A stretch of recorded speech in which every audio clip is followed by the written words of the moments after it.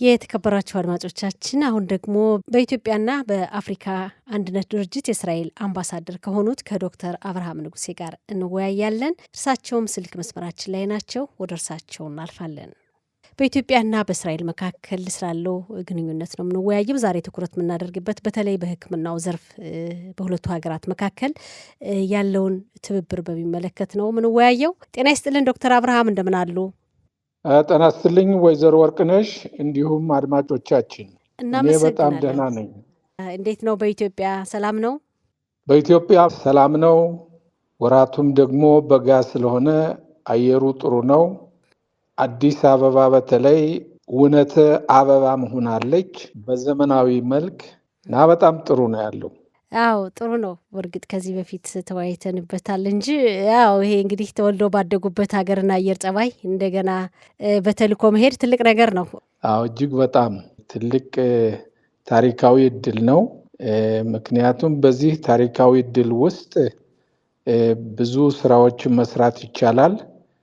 የሁለቱንም ሀገሮች ሁኔታ በማወቅ ብዙ ለሁለቱ ሀገሮች ወዳጅነት የሚያጠናክር ለሁለቱ ህዝቦች በጣም አስፈላጊ የሆኑ ነገሮች ሁሉ እየተሰሩ ነው ያሉት። አዎ የዛሬው ውይይታችንም ያተኩረው እዚህ ላይ ነው። እንደተባለው ደግሞ የኢትዮጵያን ችግር በደንብ የሚያውቅ እዛ ተወልዶ ያደገ ሰው በዚህ የዲፕሎማት ታሪካዊ ግንኙነት ላይ ሲገኝ ሀገሪቱን ደካማ ጎንና ችግሮች ስለሚታወቁ እንግዲህ መርዳት ይቻላል። በቅርቡ በሐዋሳ ሆስፒታል 4 ቀናት በተደረገ የአይን ቀዶ ጥገና ሕክምና የእስራኤል ዶክተሮች ባደረጉት ሕክምና 43 ሰዎች ማየት እንደቻሉ የሆስፒታሉ ዶክተሮች ጋር ባደረግነው ቃለ መጠይቅ መረዳት ችለናል። እንግዲህ ያለ እናንተ ትብብር ይሄ ስራ ተግባራዊ ሊሆን እንደማይችልም እነሱ ገልጸውልናል። እስኪ እንዲያው በዚህ እንጀምርና የነበረው ሁኔታ ምን ይመስላል? በሐዋሳ ሆስፒታል የተደረገው የሕክምና ሂደት በሐዋሳ በተደረገው የህክምና አሰጣጥ ላይ በመጀመሪያ ደረጃ ሀሳቡን ዶክተር ኤሊ ማልካ የተባለ የአሽከሎን ነዋሪ እዚህ በተለያዩ የቢዝነስ ወይም ደግሞ የልማት ሁኔታዎች ስለሚመላለሱ በአሽከሎን የሚገኘው ባርዚላይ ሆስፒታል የአይን ዶክተሮችን በበጎ ፈቃደኝነት ወደ ኢትዮጵያ መጥተው የቀዶ ጥገና እንዲያደርጉ ፈቃደኛ ሆነዋል። ነገር ግን እነሱ ባጀት የላቸውም። ባጀቱን በኤምባሲው በኩል እንዴት ማግኘት ይቻላል? ለነሱም ወደዚህ ወደ ኢትዮጵያ ማጓጓዣና ከዚህም ከመጡ በኋላ የሆቴል ወጫቸውን ለሕክምና ለቀዶ ጥገና የሚገለገሉባቸውን ዘመናዊ ቴክኖሎጂ መሳሪያዎችን ለመግዛት ይሄን በመሰለ የኤምባሲው ትብብር ስለሚያስፈልገን እንዴት ነው ልትረዱን የምትችሉ በሚል ሀሳቡን ዶክተር ኤሊ ማልካ ያቀረቡት። እኛም የዶክተር ማልካን ሀሳብ በመቀበል አንደኛ ከየትኛው ሆስፒታል ይሁን የሚለው ሁኔታ እኛ ከሐዋሳ ካሉ ሰዎች ጋር ግንኙነት በመፍጠር ሐዋሳ ሆስፒታል ለዚህ በሐዋሳ ሆስፒታል መስጠት እንደሚቻል ሐዋሳን መረጥን።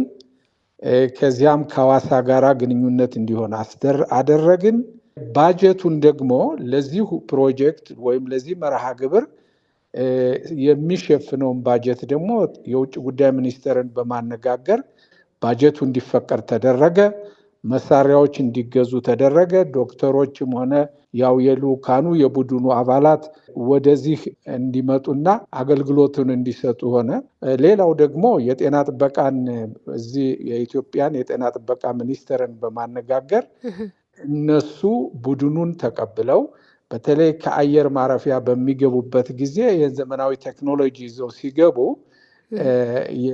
የቀረጥ ወይም ደግሞ የጉምሩክ እንግልት እንዳይደርስባቸው፣ ውጣ ውረድ እንዳይደርስባቸው ይሄ ለበጎ አድራጎት አገልግሎት የመጣ ስለሆነ ይሄንን ደግሞ በጤና ጥበቃ ሰራተኞች በኩል ትብብር አግኝቶ ቡድኑን በመቀበል በሰላም እቃቸውንም በማግባት ወደ ሐዋሳ እንዲደርሱ አድርገን የመክፈቻው ዕለት እኔ በልዩ ስራ መሄድ ባልችልም የምክትል አምባሳደሩና የኤምባሲ ባልደረባዎች በመሆን ወደ ሐዋሳ በመጓዝ ቡድኑን በመተባበር የመክፈቻውንም ስርዓት ላይ ንግግር በማድረግ ኤምባሲውን በመወከል ምክትል አምባሳደሩም ተሳትፏል። የሌሎችም የኤምባሲ ሰራተኞች፣ የፕሮጀክት ኃላፊዎችና እንዲሁም ደግሞ የኤምባሲው የህዝብ ግንኙነት ወይም የሚዲያ ሰራተኞች ከቦታውን በመገኘት የአገሪቱን የመገናኛ መንገዶች የሚዲያውን በመጥራት ይሄ ስራ የሚደረገው የቀዶ ጥገናም ሆነ የካፓሲቲ ቢልዲንግ በዚህ በአገሪቱ ሚዲያ ውስጥ ከፍተኛ የሆነ ሽፋን አግኝቷል። ይህን ኤምባሲው ያው ከፍተኛ ጥረት አድርገን በመተባበር ተሰርቷል። መጨረሻም ላይ ስራው ካለቀ በኋላ ጤና ጥበቃ ለቡድኑ ለመጡት ዶክተሮች ምስጋና በማቅረብና የእውቅናና የምስጋና ሰርቲፊኬት ሁሉ ሰጠዋቸዋል እና በሰላም ወደ እስራኤል ተመልሰዋል። የሰጡት አገልግሎት እጅግ በጣም ጥሩ ነው። ይህ ፕሮግራም ለወደፊቱ በየዓመቱ ቢያንስ እንዲቀጥል ይህንን ሁኔታ በውጭ ጉዳይ ሚኒስቴር እንደ አንድ መርሃ ግብር ሆኖ እንዲያዝ አድርገናል። ለወደፊቱም እንደሚቀጥል ተስፋ አለን። አዎ፣ እንደ አጠቃላይ በሁለቱ ሀገራት መካከል በተለይ በሕክምናው ዘርፍ ያለው የጋራ ትብብር ምን ይመስላል? ይሄ እንግዲህ የእስራኤል መንግስት ለመንግስት በሚለው የፕሮጀክት አሰራራችን መስመር ነው። በመንግስታዊ ባልሆኑ ድርጅቶች በኩል ደግሞ የተለያዩ የእስራኤል ድርጅቶች ወደዚህ በመምጣት በቀዶ ጥገና በኩል አሁን ለምሳሌ ሳምንት ኦፕሬሽን ኢትዮጵያ የተባለው እዚህ በመምጣት በአዲስ አበባ ውስጥ በደብረ ብርሃን ዙሪያ ብዙ ሰዎችን አክሞ ሂዷል። መቄዶንያ በተባለ አዛውንቶች በሚኖሩበት ቦታ በመሄድ ቀዶ ጥገናንም ሆነ እንደዚሁም ደግሞ መነጽርን በመስጠት ብዙ ተባብሯል። ባለፈው 2 ወር ውስጥ ደግሞ ሐረር ሆስፒታል በመሄድ በሐረር ደግሞ የቀዶ ጥገና አድርጓል። ቀደምም ሲል በመቀሌ፣ በደሴ፣ በባህር ዳር እንዲሁም በአዲስ አበባ በተደጋጋሚ የሚሰራ ድርጅት አለ። በልብ ቀዶ ጥገና በኩል ሴቭ ቻይልድስ ሃርት የሚባለው ድርጅት ሆሎን የሚገኘው ድርጅት ከጥቁር አንበሳ ሆስፒታል ጋር በመተባበር የልብ ቀዶ ጥገናም ያደርጋል። ከባድ የሆኑትንም ደግሞ በሽተኞች ወደ እስራኤል በመውሰድ ቀዶ ጥገና አድርጎ ይመለሳሉ። እንደዚሁም ደግሞ ካለቀናቸው የሚወለዱ ህፃናትን ሞት ለመቀነስ አለርት ሆስፒታል ከተባለው ጋር በመተባበር ዶክተሮችንም በማሰልጠን በኩል ዶክተሮችን መጠው ሕክምና አገልግሎት በመስጠት በኩል በሕክምና በኩል ትብብር አለ። ዶክተሮችም ወደ እስራኤል ሀገር መጠው ሰልጥነው ይመለሳሉ። የእስራኤልም ዶክተሮች መጠው ከዚህ ያሰለጥናሉ። እንግዲህ ያው ጠቅለል አድርገው ገልጸውታል ዶክተር አብርሃም። ያው ጥያቄዎችን ላነሳ ነበር መልሱ ተሰጥቶኛል ቀደም ብሎ። እንግዲህ በአቅም ግንባታ በልምድ ልውውጥም አብሮ የመስራቱ ሁኔታ እንዳለ በእስራኤልና በኢትዮጵያ ዶክተሮች መካከል ገልጸዋል። የሐዋሳ ሆስፒታል ዶክተሮች ስንጠይቃቸው እንግዲህ ለ43 ሰዎች ነው ብዙ ጊዜ ሲጠብቁ ለነበሩ ሰዎች ይህ ሕክምና ተሰጥቶ ማየት እንደቻሉ የአይን ብርሃናቸው ተመልሷል ብለውናል። እና ይሄ በጣም ትልቅ ነገር ነው። እንግዲህ የአይን ብርሃኑን ያጣን ሰው ብርሃኑን መመለስ ማለት እንግዲህ ከእግዚአብሔር በታች ይሄ ታላቅ ስጦታ ነው ብዬ ነው ማስበውና እንደው እናንተ ህሙማንን ሕክምና የተደረገላቸውን ቤተሰቦች ወይም እነሱን አግኝቶ የማነጋገሩ ሁኔታ በቤተሰብ ዘንድ የነበረውን ስሜት የማየቱ እድል አጋጥሟችሁ ይሆን? ቀደም ብዬ እንደጠቀስኩት አንዳንዴ በእነዚህ ስራዎች ላይ በዚህ በአዲስ አበባ ከተማ ውስጥ ክልል አሉ ከቦታውን ድረስ እኔ ራሴም ቢሆን ከቦታው እየተገኘው ስርዓቱንም በማየት ዶክተሮችም ጋር በመገናኘት ይሄን ሁኔታ አይቻለሁ። በሐዋሳ ምክትል አምባሳደሩ ተገኝቷል። በሌሎች አካባቢ ቀደም ብዬ በጠቀስኳቸው በመገናኛ መንገድ የኤምባሲው የህዝብ ግንኙነት ባልደረቦቻችን በሚዲያም ሆነ በቪዲዮም ቀርጸው ያቀርቡልናል፣ እናያለን። እንደገናም ደግሞ የመጡት ድርጅቶች ደግሞ እዚህ ኤምባሲያችን ድረስ በመግባት ከነሱም ጋር ደግሞ ተገናኝተን እንነጋገራለን። ችግርም ደግሞ እንዳይገጥማቸው ወይም የገጠማቸው ችግሮች ከጤና ጥበቃ ሚኒስቴር ጋር በመነጋገር ችግሮች እንዲወገዱ አድርገናል። ለምሳሌ የእስራኤል ላይሰንስ ወይም ደግሞ ፈቃድ ቀዶ ጥገና የሚያደርጉበትን የሕክምና ፈቃዳቸውን ቀጥታ በእስራኤሉ እዚህ ኢትዮጵያ ውስጥ መስራት ስለማይችሉ በጤና ጥበቃ በኩል የ3 ወር ፈቃድ ይሰጣቸዋል። እስከ 3 ወር ድረስ ሳምንትም ቆዩ 2 ሳምንትም ቆዩ የቀዶ ጥገናን ስርዓት በዚህ በኢትዮጵያ ውስጥ ማድረግ እንደሚችሉ ከኢትዮጵያ ዶክተሮች ጋር ሆኖ ይሄ ላይሰንስ በኢትዮጵያ የጤና ጥበቃ ሚኒስቴር በኩል ይሰጣቸዋል ሲገቡ። አዎ ከዚህ ጋር ተያይዞ የሐዋሳ ሆስፒታል ዶክተሮች በተለይ የሆስፒታሉ ዳይሬክተርና የአይን ሕክምና ክፍል ኃላፊውን አነጋግረናቸው ነበር። ምንድነው የጠየቁት ጥያቄ? እንዲያውም ለሚመለከተው አካል እንዲደርስልን ሁሉ ብለውናል። እንዲህ አይነቱ ትብብርና የልምድ ልውውጥ በተለይ እስራኤል ደግሞ በቴክኖሎጂው ዘርፍም ደህና አሉ ከሚባሉ በሕክምና ከሰለጠኑ ሀገራት መካከል አንዷ ስለሆነች እንዲቀጥል አብሮ የመስራቱ ነገር እንዲቀጥል የሚል ጥያቄ አቅርበዋልና እንደው ለወደፊቱ ከአንዳንድ ሆስፒታሎች ወይም የምርምር ተቋማት ጋር በጋራ የመስራቱ ሁኔታ የታሰበበት ነገር ይኖር ይሆን? አዎ በአሁኑ ደረጃ በሁለቱ ሀገሮች መካከል ያለው እንዲያው ያልተከፈተው መስመር ሁሉ ተከፍቶ በከፍተኛ ደረጃ ላይ ነው ያለው። ለምሳሌ አድርጌ ብጠቅስ በዚህ በካፓሲቲ ቢልዲንግ ወይም በአቅም ግንባታው በኩል በብዙ ዘርፍ በሕክምናው ብቻ ሳይሆን በእርሻ ልማቱ፣ በሀድሻኑት ወይም ደግሞ በዚህ በስራ ፈጠራ ወጣቱ እየሰለጠነ የራሱን የሆነ የስራ መስክ የሚፈጥርበትን መንገድ ከፍተኛ ስልጠና በየጊዜው የእስራኤል አዋቂዎች እየመጡ ይሰጣሉ። በተለይ ቴክኖሎጂውን በቅርብ ጊዜ የሳይበር ደህንነትን ሁኔታ እዚህ አካሂደናል።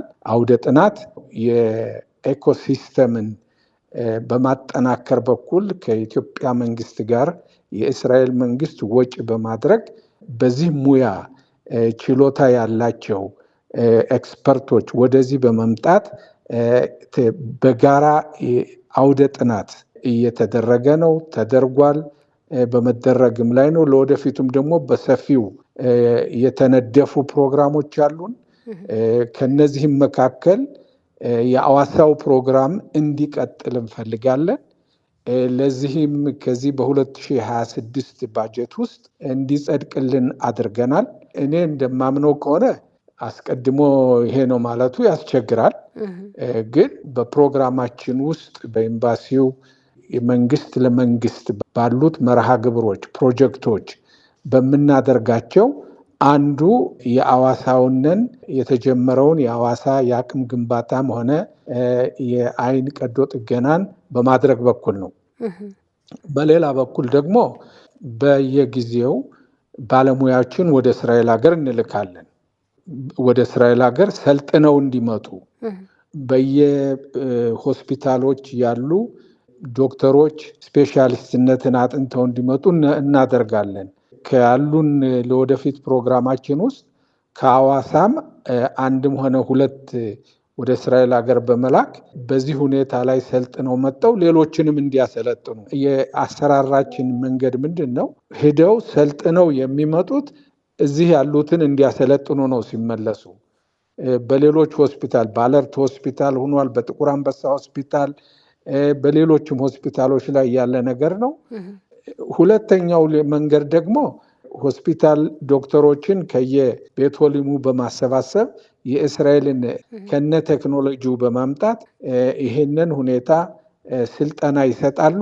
እነዚህ የሰለጠኑት ደግሞ በየክልሉ እየዞሩ ያሰለጥናሉ። በእርሻውም ልማት የዚህ አይነት አካሄድ ነው ያለን። ለምሳሌ ከ3 ወር በፊት ቡታጅራ አውራጃ ከ32 ያላነሱ የኢትዮጵያ የእርሻ ልማት ኤክስፐርቶች ባለሙያዎች ከዚያ ቦታ ላይ በመሰባሰብ የእስራኤል ባለሙያዎች ኤክስፐርቶች በመምጣት ስለ ዘመናዊ የአቮካዶ ምርትን በማሳደግ በኩል አንድ ዛፍ እንዴት ብዙ እንዲያመርት ማድረግ ይቻላል በዚህ በኢኖቬሽን ወይም በሀድሻኑት አሰራር ልዩ ስልጠና ተሰጧቸው። እኔም እዚያው ቡታጅራ አውራጃ በመሄድ የምርቃኑ ዕለት የመጨረሻው ቀን ሰርቲፊኬት የማደል እድል ገጥሞኛል። እነዚያም ሂደው በየክልላቸው ያለውን የእርሻ ሙያ የእርሻ ባለሙያዎች ስልጠና ይሰጣሉ ማለት ነው። የእስራኤል የውጭ ጉዳይ ሚኒስትር ማሻብ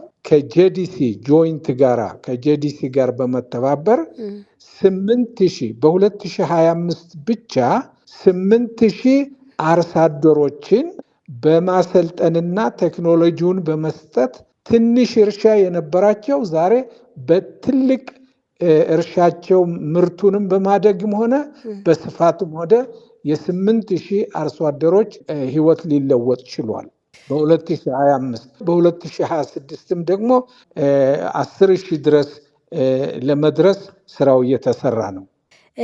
እንግዲህ ጥሩ ነው። እንደሚገባኝ በእስራኤልና በኢትዮጵያ መካከል ያለው የጋራ ትብብር እስራኤል በተለይ ደግሞ በአዳዲስ ቴክኖሎጂዎች የምታደርገው ድጋፍ ደረጃው ከፍ ያለበት ጊዜ ላይ ይመስለኛል አሁን ያለነውና በሁለቱ ሀገራት መካከል ያለው የጋራ ትብብር ሰፊ ነው በተለያዩ ዘርፎች። በመንግስታቱ መካከል አዎ ይታወቃል። ግን ለኢትዮጵያ ሕዝብ እስራኤል በተለይ ለኢትዮጵያ የምታደርገውን ድጋፍና ትብብር ሕዝቡ ምን ያህል ያውቀዋል? በሕዝቡ በኩል በሰፊው ይወራል ወይ ይታወቃል ወይ? ከመንግስት አካላት ውጭ ለማጠቃለያ ሊሆን ጥያቄ የምጠይቋት እንደው በኢትዮጵያ በኩል በሰፊው ይወራል እስራኤል የምታደርገው ድጋፍ? በኢትዮጵያ በኩል እንግዲህ ሌላው ሕዝብ ያው ባሉት መገናኛ መንገዶች በሕዝብ ሚዲያ ላይ ያው ይሄም ፕሮጀክቶች በተካሄዱ ጊዜ ዋና ዋናዎች በደንብ ሽፋን ያገኛሉ፣ ይሰጣቸዋል በመገናኛ መንገዶች። በመንግስት በኩል ግን በደንብ አድርገው ያውቃሉ። ምስጋናው እጅግ በጣም ከፍ ያለ ነው። ምክንያቱም እንደሚታወቀው ኢትዮጵያ አሁን ያለችበት የዲጂታል ጉዞ ላይ ነው ያለችው። ሪፎርም ለውጦችን በማድረግ የዲጂታል ነው ኢኮኖሚውም ሆነ ማንኛውም አሰራር ሜጋ ፕሮጀክቶችን በመክፈት ኢትዮጵያ በትልቅ ልማት የኢኮኖሚ እድገት ላይ ነው ያለችው፣ በዲጂታል ሲስተም ጉዞ ላይ ያለችው። እስራኤል ደግሞ ለዚህ እድገት ለዚህ ጉዞ ተባባሪ ሁና በብዙ አውታር የተከፈቱ አሉ። በጸጥታውም በኩል ደህንነቱን በመጠበቅም በኩል በቴክኖሎጂው በኩል እንደ ሳይበር ቅድም የጠቀስኩት አይነት አንድ ሀገር በዲጂታል ሲስተም በተጓዘ ቁጥር የሳይበር ጥቃት መድረሱ የተለመደ ስለሆነ ያን ለመከላከል የእስራኤልን ልምድ ወደ ኢትዮጵያ በማምጣት በዚህ በኩል ከመንግስት መስሪያ ቤቶች ጋር በመተባበር ስራው እየተካሄደ ነው። በግብርናውም ከግብርና ሚኒስቴር ጋር በመተባበር በኢኖቬሽንና ቴክኖሎጂ ከኢኖቬሽንና ቴክኖሎጂ ጋር በመተባበር አዳዲስ ካምፓኒዎችን በማቋቋምና በቴክኖሎጂ በማስታጠቅ በኩል ደግሞ የኢትዮጵያን ኢንቨስትመንት ሆልዲንግስ የሚባል ትልቅ መዋቅር አለ። በዚያም ጋር በመተባበር መንግስታዊ ካልሆኑ ድርጅቶችም ጋር በመተባበር ከባንክ ሲስተሙም ጋር በመተባበር ይህንን ሁኔታ ስራችን የእስራኤል መንግስት የሚያደርገውንን አስተዋጽኦ በከፍተኛ ደረጃ እያወቁ ነው። በጸጥታም በኩል ይሄን እንደሆነ አሁን በቅርቡ ባለፈው ሳምንት ከእስራኤል መጥተው ሰልጥነው የመጡ የኢትዮጵያ የፌዴራል ፖሊስ አባላቶች እዚያ ሰልጥነው በተለይ በኤርፖርት ላይ ያለውን ህገወጥ ስራዎችን ለመቆጣጠር እስራኤል ያላትን ልምድ ለኢትዮጵያ በማሰልጠን በዚህም በኩል ደግሞ ትብብር እየተደረገ ነው። እንደሚታወቀው አዲስ አበባ ዛሬ የአፍሪካ ዋና ከተማ ነው ሆና ያለው።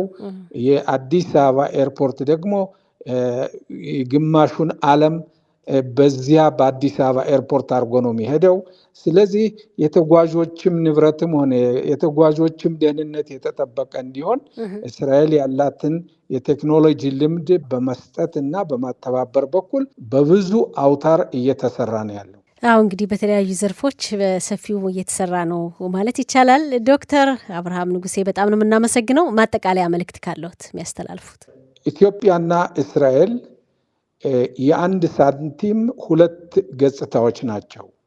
ያለንበት የጂኦፖለቲካ አካሄድና የምድረ ገጽ አቀማመጡ የጊዜው የሰዓቱም ጉዞ ጥረት እነዚህ ሁለቱ አገሮች በጋራ ብዙ ስራዎችን መስራት የሚቻልና ለኢትዮጵያ ቁርጠኛ ወዳጇ በመካከለኛው ምስራቅ እስራኤል ናት።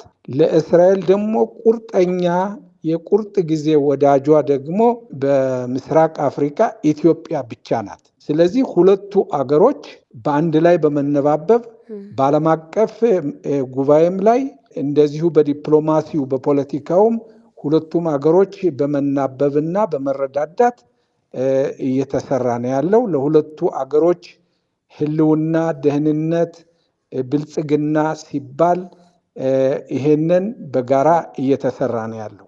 በጣም ጥሩ። እንግዲህ በሌሎች ጉዳዮችም ሰሞኑን እናነጋግረውታለን። ለዛሬው በጣም ነው የምናመሰግን። በኢትዮጵያና አዲስ አበባ በሚገኘው አፍሪካ አንድነት ድርጅት የእስራኤል አምባሳደር ዶክተር አብርሃም ንጉሴ በጣም እናመሰግኖታለን። አመሰግናለሁ ወይዘሮ ወርቅነሽ። እሺ፣ ሰላም ይሁኑ።